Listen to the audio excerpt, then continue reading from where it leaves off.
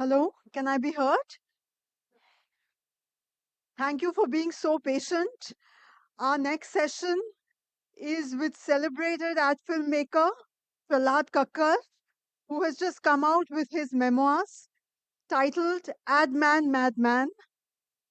Prahlad Kakar does not need an introduction, but even then, very briefly,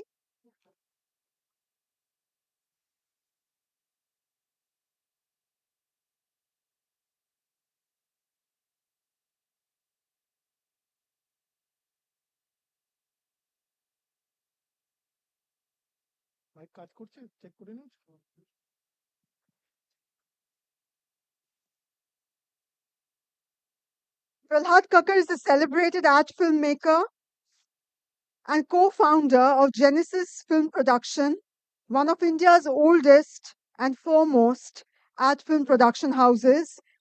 He has ruled the advertising world with his brand of irreverent humor and memorable brand building campaigns. He has, to his credit, numerous award winning campaigns and commercials made for the most reputed corporates and agencies in India and the Asia Pacific region. His 2023 no holds barred memoir, Adman Madman, captures his roller coaster journey in life and in the world of advertising. In conversation with him is industrialist and social entrepreneur Manoj Mohanka. We're just waiting for Mr. Kakar to join us, and then I hand over. Please welcome Mr. Kakar onto stage, and I hand over to you, Thank you. Mr. Mohanka. Thank you, sir. Yeah, it's here.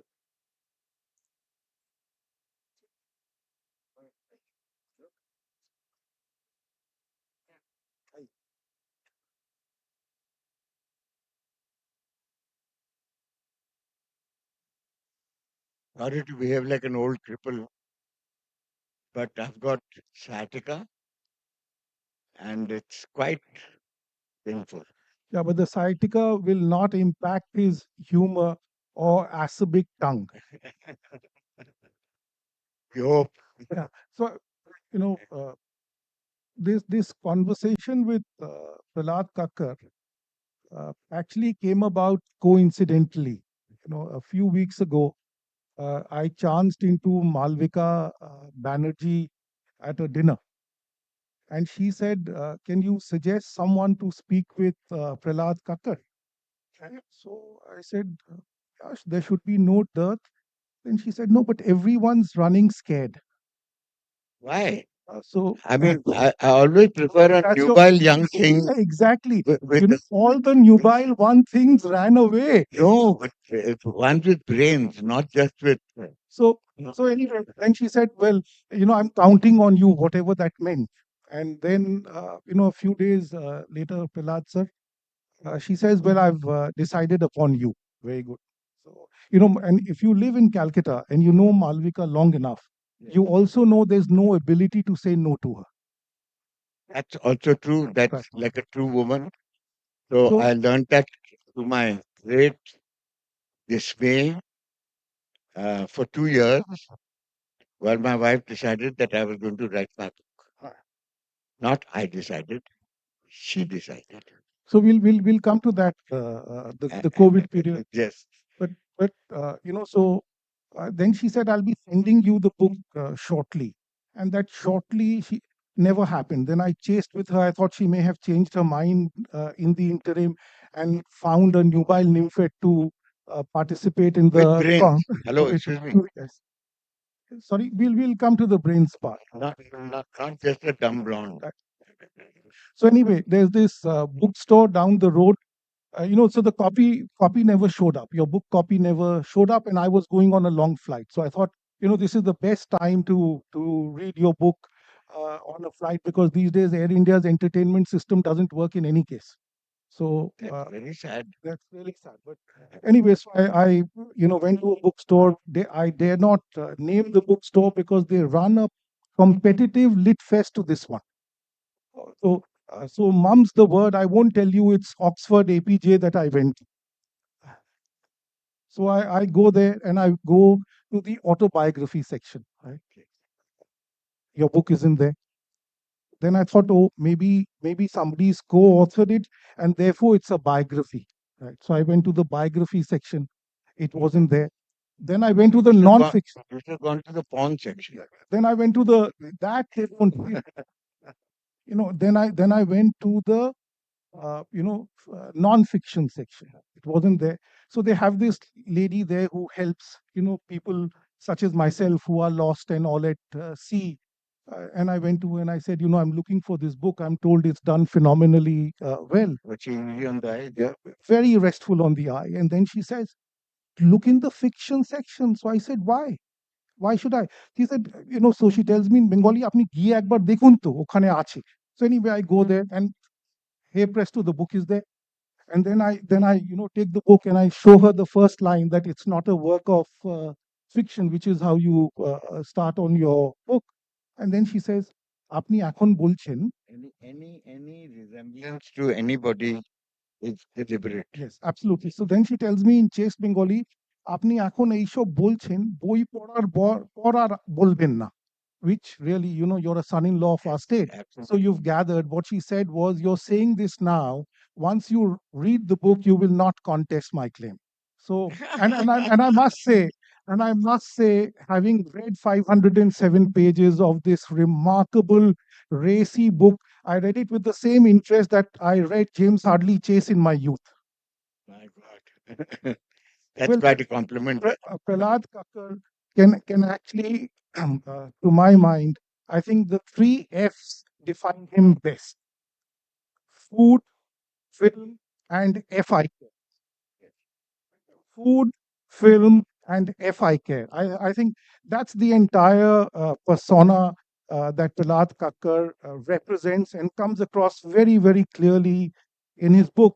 And he took almost 4 years and 7 months. Oh, yeah. 4 years. Sorry. That's what my wife claims. It was 2.5 years. That bit is not mentioned, so we'll request Mitali to share that with us subsequently. Where is But she? at, She's supposed to be here. at 4 years and 7 months, Prahlad Kakar is rusticated from a child play school. And you'd imagine it's because he wasn't attending school regularly, or he fought with other kids, or he didn't do his work, or he didn't eat his tiffin, or stole other people's tiffin. But it was none of that. He was sacked, rusticated on grounds of moral turpitude. So Prahlad, do tell us, do tell us the flash incident. Well, 5.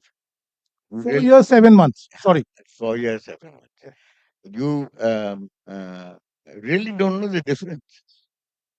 So when the principal's daughter, Miss Kumkum, flounced into a little den inside the hedge, which was a men's only club, which was my friend Naveen and me to sit there and chill. She flounced in and said that I want to be a part of this club. She said, sorry, it's only men only. So, or only boys. So she said, it's my school. I'm the principal's daughter. It's been named after me. It's Kumkum School. And either you accept me as a member of your club, or you will not get it either. So we had very little choice, except that every time she used to come into the place, we used to change the subject and start talking about mundane things. So one day she got really fed up and said, you all are very boring. I said, okay. So what do you want to do? She says, I'll show you mine if you show me yours. So I said, we're not interested in seeing yours because I'm sure it's the same as ours. And what's so great about it? She said, no, you show me. So she threw a little shit fit, and Naveen, who was my bestie, poor chap caved and lowered his trousers and showed it to her. And then she turned to me and said, now it's your turn. I said, no, it's your turn. Because now you've seen Naveen, now you want to see yours. She said, no. show me yours, and started throwing another shit fit. I said, the hell with it. Yeah. Anyway, what's the difference? And lowered my trousers, and she looked at both of us with great concentration, and then ran off and reneged completely on the deed. And about 15 minutes later, we get this peon, this liveried peon, comes and says, "Badi memsa pulari mein." So we were hauled up to the principal's room, and there was little Twinkle throwing a little temper tantrum in the corner with big crocodile tears and saying, "I want, I want, I want."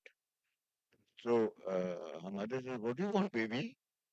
She said, "I want a nalki like Prahlad and Naveen's." So she turns around and says, "How do you know they have a nalki?" "Because they showed me." And that was it. Parents were all rusticated with great, what do you call, Dishonor or dishonor, honor. Right, right. great But dishonor. but I take it that you hold it as your first and greatest medal of honor, right? The first one Not that you really. I was right, sort of treated by my family, who were all right. doctors and generals and scientists and all this shit. So we'll and from this They looked at me Prahlad's like as if I was some kind of a pervert.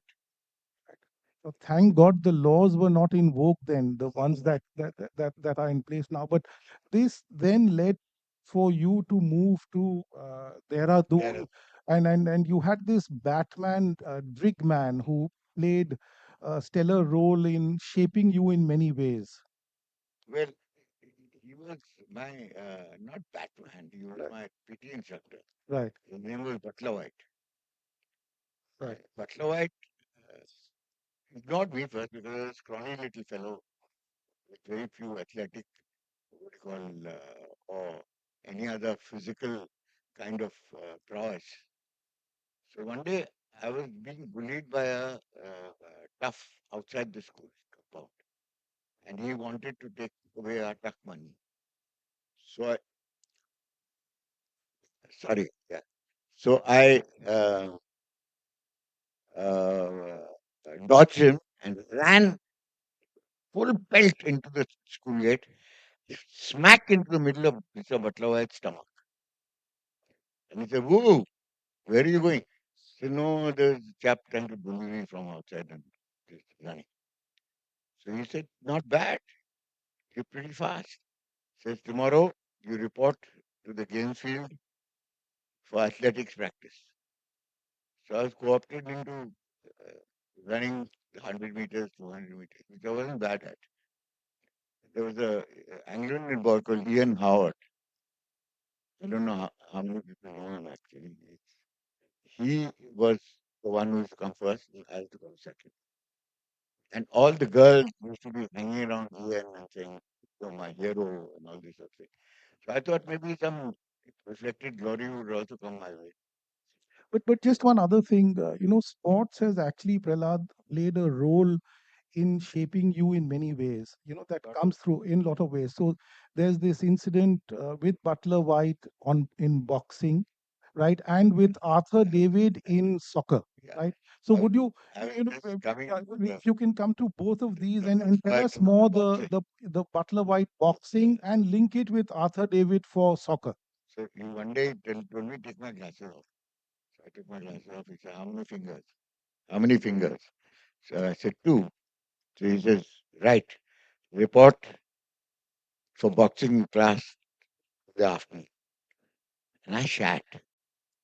I said, "Bloody hell, yeah, boxing and me, I'm a flyweight, and I'm going to get pulverized by some big brawny chaps in front of everybody and be really disgraceful."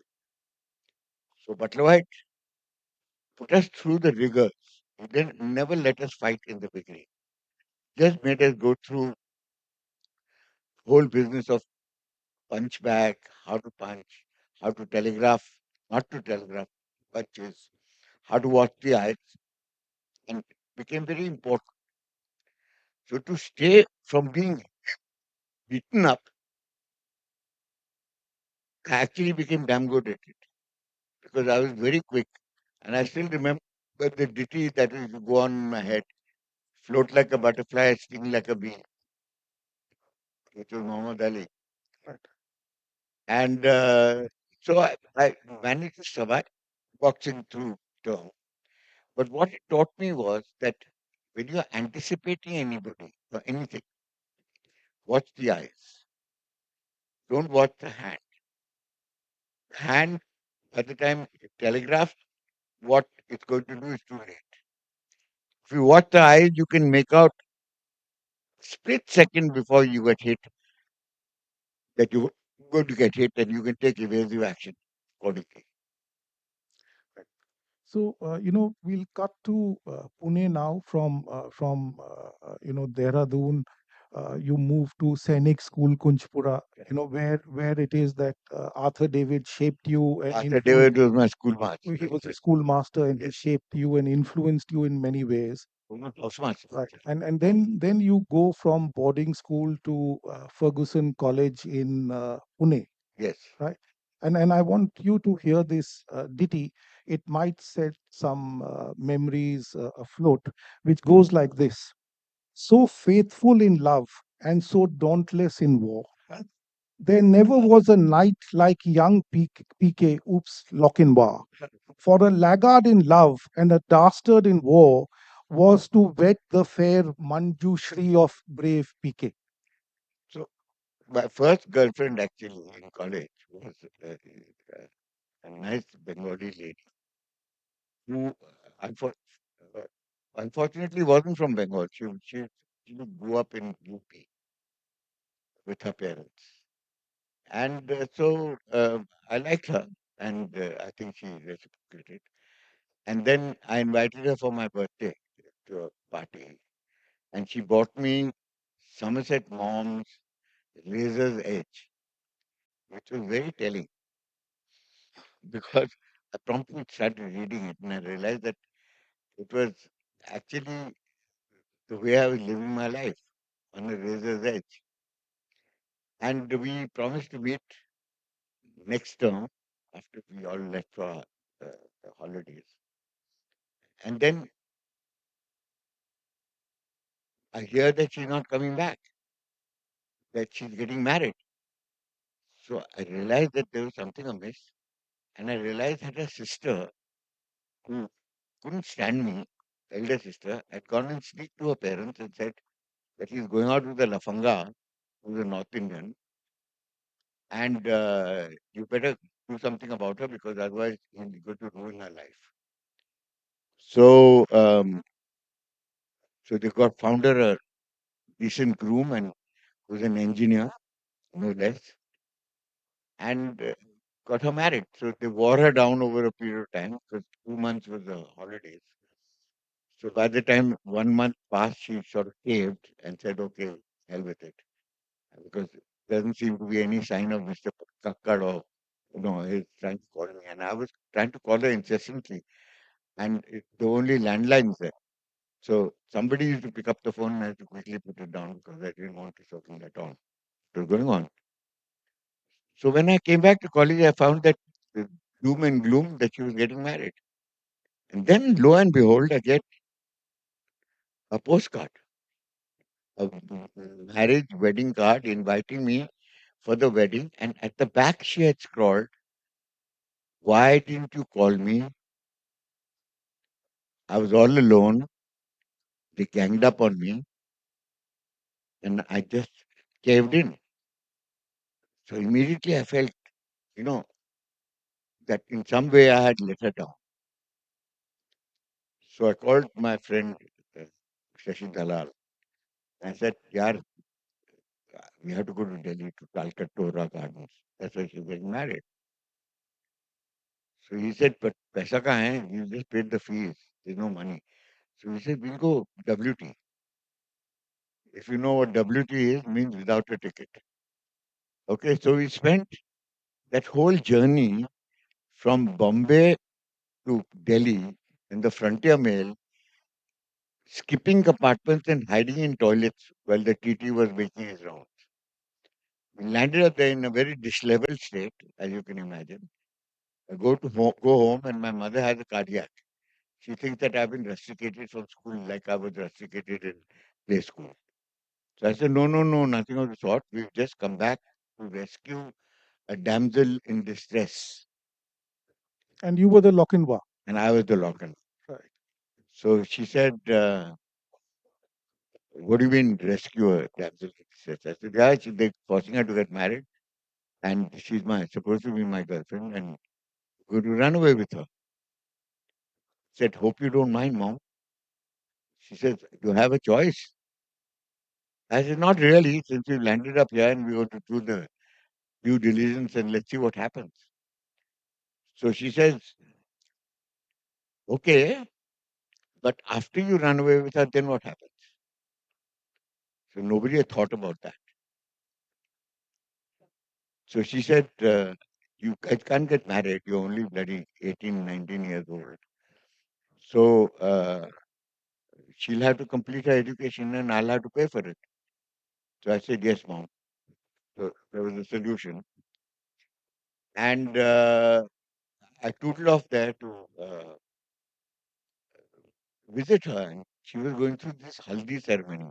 And you know what haldi ceremony is like with monks. I mean, they're locked up in one kothari and they're smothered in haldi and nobody's allowed to see them for that particular day. Anyway, we made a bit of a scene outside. So they quietly, before things went out of control, they let me in. So there were four of you then, right? Two girls There and were two girls, two Sikand girls. yes, Right. who were with me. And they were adding respectability to this Yeah, yeah. whole Those are two lumpins who were there, yeah, right? yeah, Yeah, yeah. right, right, right. And they were very respectable. They were very toppers in the class and all that. But they also had a streak of adventure. So they said, "Chalo, chalo, let's see what happens." So anyway, I walked into the coterie and I sit down with her and I said, she's surprised. "See me there." She said, "What are you doing here?" So I said, "I came to rescue you. You want to run away? Now is the chance to do it." So she said, she hemmed and hawed and toomed and tart and said that, the invitations have all gone, wedding is tomorrow, guests have been invited, money has been spent, and I don't know whether I can do that and let my parents down so badly because they'll never speak to me again. So I said, "Is that important?" So she said, "Yes, I need to reconcile with them at some stage. And at this rate, the way you want to do it, there's no chance of reconciliation. It's like, one huge blot on the horizon So, as so, far so, as they, so, so, they, so they, Prahlad, you were dumped, and then you went to the. You decided to go to the reception, right? With so she said, "You come to the reception." So I said, "Okay." So we went to the reception. I go to my mother and said, "Mom, it's not happening." She was very relieved. I said, "But I have to go to the reception. I want to give her a wedding present. So can I pick up some piece of jewelry which you don't necessarily need, like silver?" So she said, "Yeah." Look in the cupboard. There's a big bag there. Go and tell. So I found a really pretty necklace and I wrapped it up in some decent packaging and we all landed up at the wedding. And everybody was going on to Mandap and congratulating her, and I was congratulating her, and she said, "Oh, you came?" I said, "Yes, obviously." So in the meantime, there was this buzz going around all the relatives, and this is the guy who's come all the way from Pune to run away with this girl. So anyway, she said, "What have you got for me?" So I said, "I've got you a present." I gave her the present. Now, normally people put the present away on a side table and look at it much later. She insisted on opening it right there and then and looking at it. She picked up this necklace, and there's a glass from everybody watching. And the second girl kicked me in the shin and said, "Get the hell out of there. You're going to get it all beaten up." So I said, "What did I do? I just gave her a present." She said, "Come outside and shoot, we'll tell you." So I go outside. I said, "What's the problem?" She said, "It's a Mangal Sutra, stupid." look, and if you'll believe that PK didn't know what it was that he No, was I said, gifting. never got married in my life. So we, I, Even Mitali, I didn't give her a Mangal Sutra. But I gave one to Manjushri, that's for sure. then there's this other incident which was really meaningful, emotional, earth shattering, and it goes with this tune.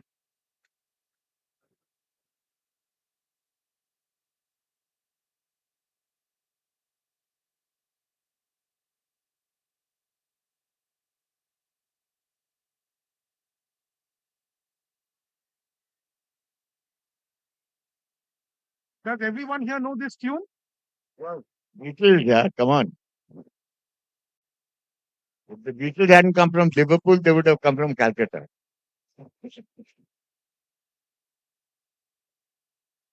So, Prahlad, what does this evoke in you? Well, there was, we had uh, in college, we were all lukhas and we were desperate to get laid, and there was no chance at all of any of the girls sort of holding out. So we have this friend called Bjorn, and his father works for Vulcan Laval, and he is Swedish. And one day, Bjorn comes with his long face and sits down there and says, Bjorn, what's the problem? You're looking very sad. He says, yes, Bjorn sad. So I said, why are you sad, Bjorn? He says, Indian girls no like Bjorn. So I said, why? What did you do to them? She says, we do in Sweden. I say, hello, I'm Bjorn. You're such and such. We folk. So I said, Bjorn, you can't do that. In India, you have to first meet them, become friends, court them, give them presents, take them out, and then maybe if if they really like you, which they should, because you're not a bad looking chap, then they folk, if at all. So Bjorn said, no, no, in Sweden we don't do that. In Sweden we first meet, then we folk, and then if it's good, then we become friends. I said, bloody hell, next stop Sweden. So, we won't go to the charming episode with his sister for paucity of time, No, that's unfortunately. very important. Almost died. But I don't have that lavender with me today. So, The lavender trap. yes. Anyway, his sister arrives, and none of us met her. We threw this big kick-ass party for her, and everybody sort of all formated up and lined up to think that first we'll grab Bergita first. So Bjorn says, my sister Bergita, she come. I said, what does she do? She leave with her boyfriend. So I said, what does she do when she's not living with her boyfriend? She leaves with her other boyfriend. He said, wow. I mean, that's amazing. So I'm all set up for this party and I get a flat. And the bloody party is in Koregaon Park. I'm sitting in Deccan Gymkhana. So I had to hug the bike and push it all the way to Koregaon Park, sweating away to glory. And I knew that I'd missed my chance of a lifetime. So I walk into this party, it's going full swing, it's dark. So I go to the fridge, I say, at least I can have a beer in the fridge. And in the reflection of the fridge, I see this blonde head bobbing up and down, sitting on the floor. I said, bloody hell, can't be. By some matter of great luck, she doesn't have somebody attached to her like a limpet mine. So I go up to her and say, is that you, Bergita? She said, yeah, yeah, well.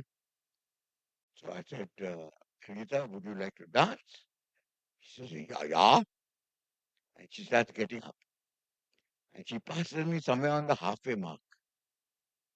She's 5'4". I mean 6'4", and I'm 5'6". So, you Okay. mentioned you reached her bosom, right? I reached exactly the height of her bosom. So she said, we dance. And then she started doing this very funny step. Two small jumps forward and one large jump back. Wooden floors in that house where we were having the party. And the whole house was shaking.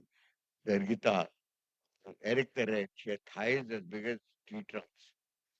But no fat, pure muscle. She looked like something like out of Thor or out of Valhalla or some, not the Valkyries, by the way, the warriors, you know. So I said, no, no, Birgita, this is not going to happen. Let's dance the foxtrot. She says, yeah, yeah. And she opens her hand and grabs me and envelopes me into her bosom. One moment I'm hearing, oh bloody, oh blada, life goes on. Next moment I hear hampa thappa thappa and a faint smell of lavender talc. Then I realized when I tried to extricate myself that she's got me in a vice-like grip. So there's no way I can even budge. So I thought, by God, this is where it all ends. In the bosoms of a warrior princess from Sweden. And, and let truth be told, thereafter he has turned into becoming a legs man. Uh, That cured me of any such Indian trait, male trait of being completely fascinated by boobs. I became a leg man after that for the rest of my life. So, And believe me, there's a theory in this.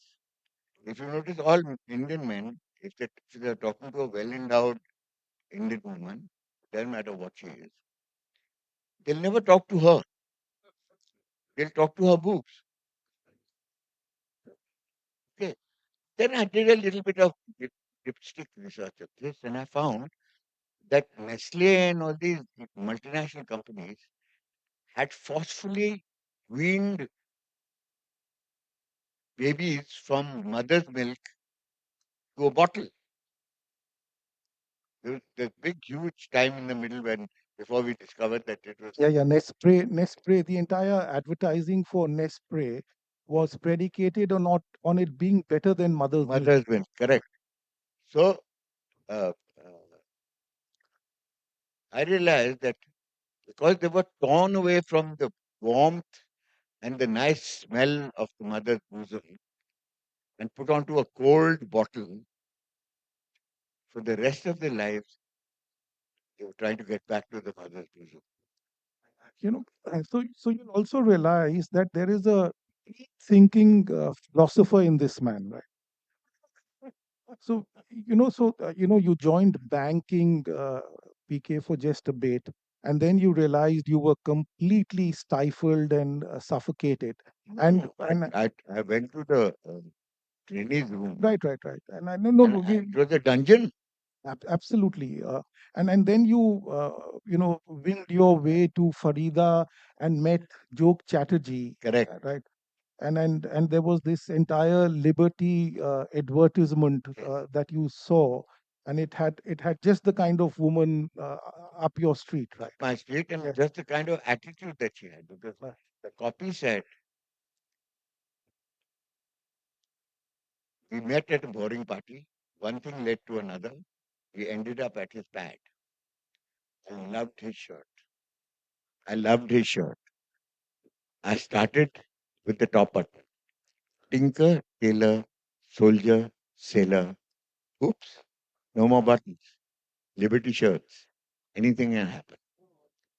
And I loved the ad. I thought it was just perfect. Okay.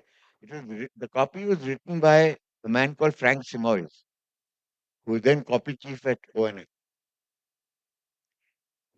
And Lok Chatterjee was Yeah. looking very miffed and looking at this ad and saying, it's unethical, it's immoral, all this sort of jazz.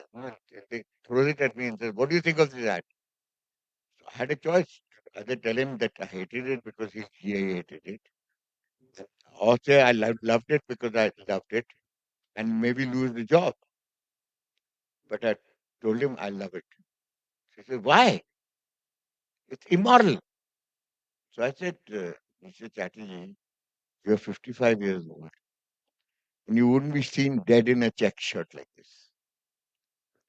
This is meant for people who are 18 to 25. So if you liked it, the brand would be in deep shit. The fact that I like it means that it's going to fly, and it did. So, and then it led to your meeting with Sham Benegal and working with him as his slave out of choice. Right. True.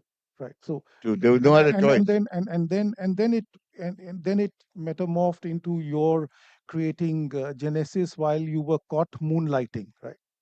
You were caught moonlighting and you Lighting. were dehired, and you had no choice but to set up No, shop I on was your own. got moonlighting by Right. Sham. Right. I was got moonlighting by my present advertising boss, Right. who said, "Boss, you either do your own thing or you work with us, Right. and you can't do both." So I said, "Okay, then I'll do it my way." And without even a prayer or a wing and a prayer, I left the job and was wondering where I'd get my next square meal from. So you have this expression which you use very often, and a belief as well. Moth, Tatti, or Murphy. Moth, Tatti, or Murphy can come at any time, right? किसी भी वक्त आ सकती है. Huh. And you know where these three actually come together to me is You in know, Satish Shah's when you have the snake python with Snoopy with Satish Shah's parents. So why don't you tell us about that incident? well, we had a snake which we had bought for a Bombay shooting, and he became a part of the office. So one day Satish Sir came and said, "Can I borrow the snake?" So I said, "Yeah, he was a great wildlife type and all this." So I said, "Sure." Took it home, and he had an early morning shift the next day. It was winter, and the poor snake was feeling a little neglected and unwarm.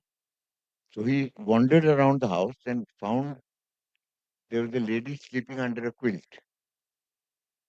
So he climbed into the quilt and went to sleep on her stomach. And the father was having a shave against the mirror. And the mother made these funny sounds, and he was wondering what happened to her. And he looked at her. And first she thought that the snake was not a snake. She thought it was a husband's leg that he was feeling his oats. Then she looked again, and there he was outside the bed. He was hanging around having a shave. So she looked under the bed and sees this big python, which is about 12 feet long, with his tongue flickering out, saying, "Hey, it's cold. Just cover it up." So she goes into this catatonic shock because she believes that pythons are poisonous, and tries to talk to her husband through her eyes to explain to him there's a snake on my chest, which he never understood. So he comes and pulls the quilt away, and there's Soapy sitting there saying, "What the fuck?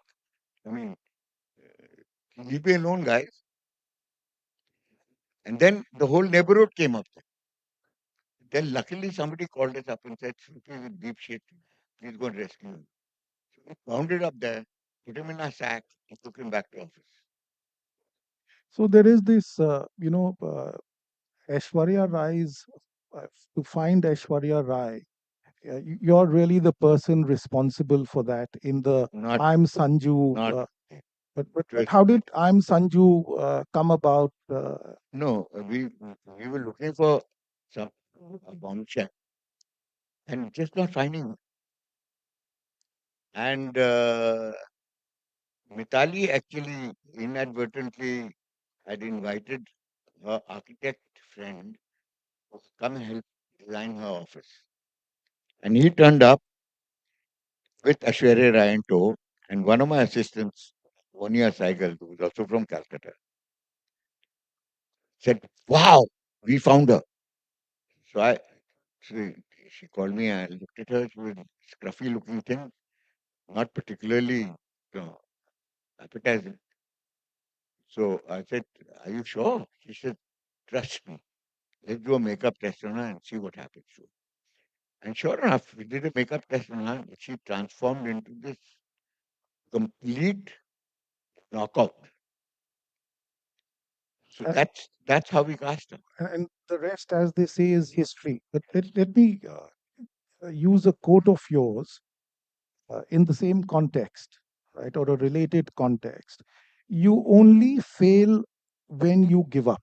Right? This is the line that you believe in, right? True. Right. And then there is another quote of yours, sir, which says Abhishek Bachchan has 17 flops in a row and is still going strong. He should be in the Guinness Book of Records. how do you reconcile both, or is it angst because he married Aishwarya? No, that was much later. This was much earlier. And everybody got very pissed off with me, especially from the film industry. They said, how can you say such a thing to Mr. Bachchan's son? I said, he's a bloody loser, yeah. What do you mean, Mr. Bachchan's son? He's lazy. Not that he's a bad actor. He's a damn good actor. But he just doesn't want to work at it because he thinks that he's going to get it handed to him on a silver plate. So, but anyway, I got panned by everybody and I survived.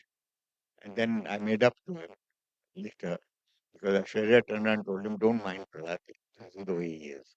He says whatever comes to him right on your face. But you say you learned your lesson with that episode, but I'm not sure you did, because there's this thing with you then pick on Salman Khan not once but twice. So Salman Khan launches his product range of clothing, and then you say showbiz is ruthless biz. Almost all films flopping and new kids coming in. So established stars like Salman are feeling uncomfortable. They need camps of their own people to boost their ego. No, I don't think that's true. What actually happened was that Right. Salman had got caught in that uh, uh, thing of where he was driving this car and in October, two guys and they both died. So there's this huge case. So I don't know how and who they paid off. But finally, the judgment that was given was nobody was driving the car. So he got away with it. You know, I think that's quite amazing. No, but then you go on much later, and you take a pot shot at him again, and you say we have people with FIRs in Parliament, sports, and even Bollywood. Why choose them ambassadors? True. But a lot of see, Salman is always the bad boy of advertising as such. I mean, bad boy of brand ambassadors. So he got things like motorcycle, jeans, all the grunge stuff. It's only now that Pepsi has signed him on and given him some degree of respectability. So, PK, unfortunately, I've been told this is the last question. So there is, and but Bring that it no, to the we will, audience. we will. But this is my last question to you. Uh, you've done tons of advertising, TVCs, and across the genre, across clients. But from my read of your book, I get the sense that you had two favorites, Sunil Alag and Vibha Paul Rishi of PepsiCo. And T.T. Jagannathan from Prestige. From Prestige, right? Yeah. Of these three, right, and you also have this complete abhorrence of suits. Right? You make it amply clear that you don't suffer these fools at all, the B school types, right? That also comes They're all, very they're, clearly in your narrative. they're all MBAs. Right. But And they, both Mr. Alag and Vibha Rishi were also B school types. So what do you think made them stand apart and understand what it is that you were getting at and producing the finest TVCs across India? but they were both mavericks in their own way. And so was T.T. Jaku. Because once they put me to the test to prove myself, they never interfered after that. They would follow whatever I wanted to do intuitively, knowing fully well that I will bang on. So we'll take one or two questions from the audience. Uh, oh, not taking audience question.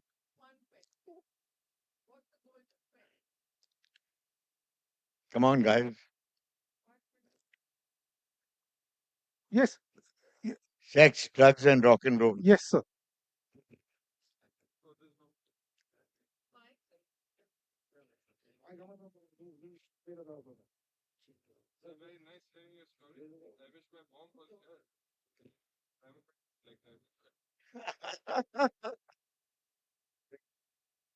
So you must be really inspired to see such a successful individual despite being a maverick.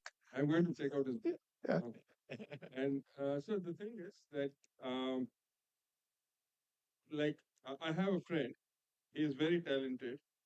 Like in the WhatsApp groups and all, he's good at coming up with captions and making jokes and writing poetry or funny poetry and stuff like that. So I've been pushing him to get into advertising. Yeah. So And the question, and so be- the listen, question, sir. like Apart from money, because he's not a money minded guy. yeah. Apart from money, this is a tricky question. I don't know how you can answer me, but how can we really motivate someone so talented? Because I know the importance of advertising. See, because what has happened to advertising today is that unfortunately the suits have taken over. So somebody like your friend is going to be receiving the brunt end of their disapproval, shall we say.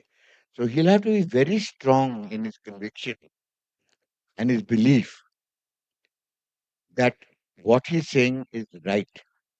And what I had to do initially when I started my career was I had to get a storyboard from a client which was mundane as hell and predictable and boring. And I would then rewrite it in my own way, keeping the brief. But they never agreed to let me make that film. So I had to do it at my own cost. So you why don't you continue this conversation offline, because the next speaker's waiting. So I'll only end with saying this conversation could have gone on and on. Uh, there's so much. There's so much to learn from PK. There's so much to be enthused about. Just read the Politicians. book. I Yeah, will get everything no, in a no, nutshell. but I'll tell you what my biggest takeaway from your book is. Politicians run campaigns, admin run campaigns. PK actually ran ideas and built people. The leitmotif in the entire book is people, people, people, and the kind of ecosystem he created, the number of lives that he built, the number of lives that he touched. There's an entire advertising fraternity today that's been mentees of PK, and I think that's an incredible role to have played. And I will end with one line from PK's TVC's "Dil Mange More." On that delightful note, thank you. Thank you, guys. We'll have a small unveiling of the book. You can just announce that. So PK will have to stand up for this one. So this is PK's book, which This is is the being. front cover, This is the front cover. guys, and this is the back cover. So so this back cover, there's a story behind this. I know where it's been. I know where it's been inspired from, though it doesn't say so in the book. This is posed with the ocean or the sea as a backdrop, either in the Maldives, Mauritius, or Lakshadweep, or Bombay. But the inspiration for this, and we don't unfortunately don't have time, but I'm absolutely sure that the inspiration for this came from an episode in Vietnam, which is described in great detail in this book. So do buy the book, do read the book. It's fascinating reading. And it's available at the bookstore.